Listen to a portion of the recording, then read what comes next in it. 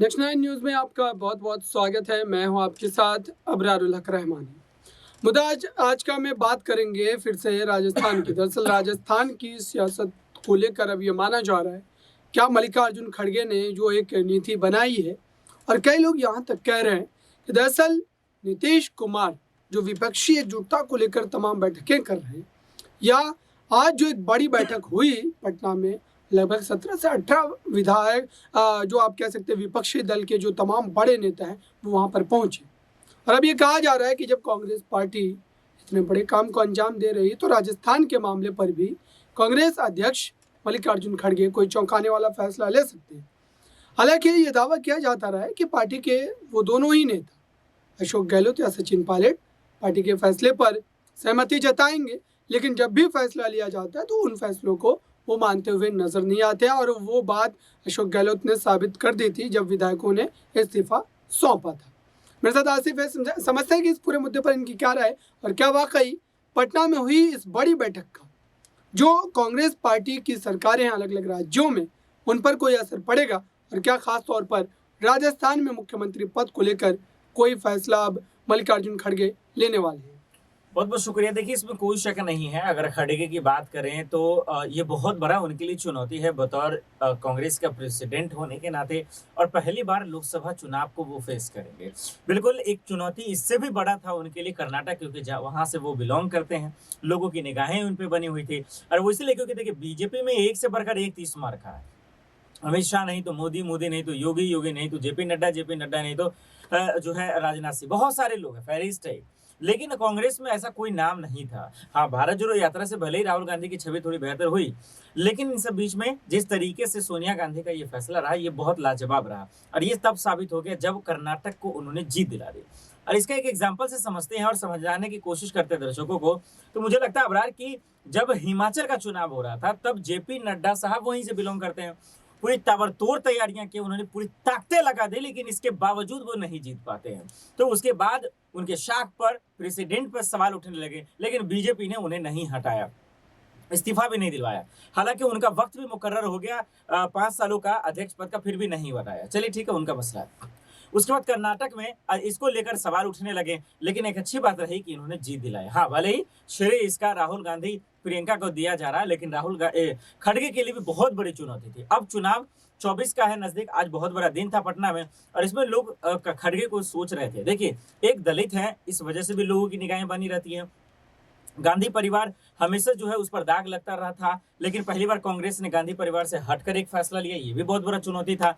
तो पहला जो एक सेमीफाइनल या कह सकते हैं वो तो खड़गे ने पास कर लिया। मेन फाइनल अभी भी एक छोटा सा और फाइनल बचा हुआ है, सेमीफाइनल, चाहे वो राजस्थान जिसका आपने जिक्र किया, बिल्कुल सही कहा कि वहां भी उनको जीत दिलाना पड़ेगा, छत्तीसगढ़, मध्य प्रदेश, और फिर फाइनली गेम शुरू हो जाएगा, वो है 24 का। और 24 में जीत हो ना हो, लेकिन अगर कम से कम उनके 100 भी अगर सांसद नहीं आ पाते हैं तो फिर मुश्किल के घर में आएंगे। लेकिन मुझे लगता है कि जिस तरीके से खड़गे जी काम कर रहे हैं, मुझे लगता है कि कांग्रेस की उम्मीदों पे जरूर खरा उतरेंगे। बिल्कुल, मल्लिकार्जुन खड़गे को जब जो है कांग्रेस अध्यक्ष जो है वो बने हैं, उसके बाद लगातार इस तरीके की चर्चाएं होने लगी कि राजस्थान का मामला उनके ही कार्यकाल में जो है हल हो पाएगा, और वो सबसे पहले उसी मुद्दे पर जो है कहीं ना कहीं फैसला लेते नजर आएंगे। लेकिन यहाँ पर क्या ये जो है कहा जा सकता है कि अशोक गहलोत दरअसल एक अनुभवी लीडर है, और राजस्थान की सियासत में कांग्रेस पार्टी के लिए कहीं या भारतीय जनता पार्टी के हिसाब से भी देखा जाए, कुल मिलाकर के राजनीतिक लिहाज से देखा जाए तो जो है इस समय प्रदेश के अनुभवी बहुत ज़्यादा जो है माने जाते हैं लीडरों में। और ऐसे में कहा जा रहा है कि कांग्रेस पार्टी दरअसल ये बात जान रही है कि अगर अशोक गहलोत के खिलाफ किसी तरीके की कोई जो है फैसले की घड़ी आती है तो हो सकता है कि पार्टी में एक बड़ी टूट को अंजाम दे। और यही वजह थी कि उन्होंने जो है सबसे पहले जो है विधायकों का इस्तीफा दिलवा कर कहीं ना कहीं अपनी राजनीतिक ताकत को मनवा लिया था। भले ही वो इस बात से हमेशा जो है नकारते रहे और वो कहते रहे कि इसमें उनका कोई हाथ नहीं है, विधायकों ने अपने मन मुताबिक इस्तीफे को रखा है। और उन्होंने जब इस्तीफा वापस लिया तब भी वो यही कह रहे थे कि उन्होंने अपने हिसाब से इस्तीफे को वापस ले लिया। तो इस बात में कितना दम है? क्या अशोक गहलोत जानबूझ करके ये या उनके भीतर ये डर है कि सचिन पायलट अगर एक बार इस पद पर विराजमान हो जाते हैं तो उनका पूरी तरीके से राजनीतिक जो है खात्मा हो जाएगा और दोबारा कभी इस बड़े पद पर जो है नहीं आ पाएंगे? क्या ये भी एक बड़ा डर है? नहीं देखिए, इसको डर नहीं कहते हैं, दरअसल ये ईगो की लड़ाई है और ये ईगो का सैटिस्फैक्शन है। क्योंकि बतौर अगर कांग्रेस के भले के लिए लोग सोचते या राजस्थान की जनता के लिए, आवाम के लिए सोचते, तो जिस पड़ाव पर या जिस हालात पे अभी अशोक गहलोत आ गए, उनकी ज़िम्मेदारी बनती है कि आप युवाओं को आगे बढ़ाएँ। यहाँ पे कौन-सी ईगो और कौन से फ़ायदे और नुकसान की लड़ाई है। यहाँ पे पायलट भी कांग्रेस का और गहलोत भी कांग्रेस का।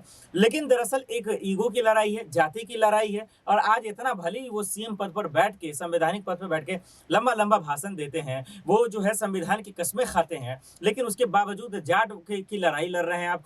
ये बस सिर्फ इसलिए क्योंकि सचिन पायलट आपसे छोटा है, इसलिए कि आपसे वो बेहतर कर सकता है, या फिर इसलिए कि हो सकता है कि अभी नौजवान है, कोई गलती, लेकिन आप उसको जिद मान रहे हैं क्योंकि आप प्रेसिडेंट बनने वाले थे। कांग्रेस आपको पूरी तरीके से ये आगे दे रहे थे, लेकिन आपको लगा भाई कुर्सी चली जाएगी तो फिर वहाँ हाथ में कुछ नहीं रहेगा। तो उनका क्या कहना है कि भाई कोई भी बन जाए, मेरे खेमे से, मेरे गुट से कोई भी सीएम बन जाए या सीएम का चेहरा बन जाए, लेकिन मैं पायलट को नहीं बनने दूंगा। क्यों? आप लाट थोड़ी हैं, या फिर आप जनता थोड़ी हैं, या फिर आप राजस्थान के हाईकमान थोड़ी हैं। तो मुझे लगता है कि ये उनका फैसला गलत है और ये उनकी सोच भी गलत है।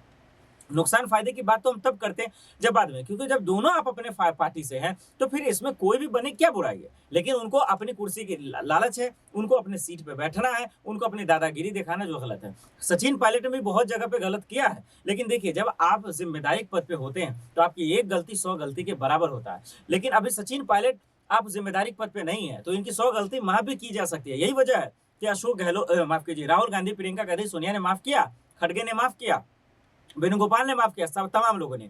क्योंकि एक 11 तारीख को पार्टी के ऐलान को लेकर चर्चा हो रही थी, अनशन पे उन्होंने बैठा, जनसंघर्ष यात्रा किया, तमाम चीजों को दरकिनार किया गया और मसले को सुलझाने की कोशिश की जा रही है। तो इससे ये साफ पता चलता है कि खड़गे को मालूम है कि कांग्रेस हाईकमान का आशीर्वाद मेरे साथ है, तो इससे बेहतर है कि चलो इसको किसी तरह खत्म कर कर अपना जो है निकालते रहते हैं। लेकिन यही जो है इग्नोर जो कर रहे हैं, आप इसको नजरअंदाज कर रहे हैं, यही आपको आने वाले वक्त में भारी पड़ेगा। इसलिए क्योंकि वक्त कम है, वक्त इसलिए कम है क्योंकि ज्यादा दिन चुनाव का बचा नहीं है और इस मसले पे कोई बोल नहीं रहा है। तो मुझे लग रहा है कहीं ना कहीं कि भले ही अशोक गहलोत का फायदा या नुकसान हो या सचिन पायलट का, लेकिन कांग्रेस का नुकसान होगा, ये सही है।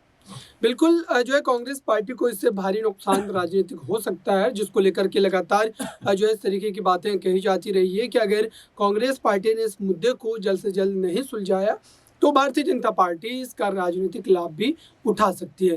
फिलहाल यही कहा जा रहा है कि प्रदेश की सियासत में मल्लिकार्जुन खड़गे या फिर कैसे वेणुगोपाल की बात करें, जो है सुखजिंदर सिंह रंधावा की बात करें, ऐसे कई जो है बड़े चेहरे हैं जो लगातार इस मुद्दे को जो है निपटाने की कोशिश कर रहे हैं और दोनों ही नेताओं के बीच तालमेल बिठाने का फार्मूला जो है वो तैयार किया जा रहा है। लेकिन अब तक इस फार्मूले पर क्या ये दोनों नेता अपनी सहमति को जताएंगे, ये देखना होगा। फिलहाल इस जो है खास रिपोर्ट में बस इतना ही। देखते रहिए ताज़ा तरीन खबरों के लिए नेक्स्ट 9 न्यूज़ को। धन्यवाद।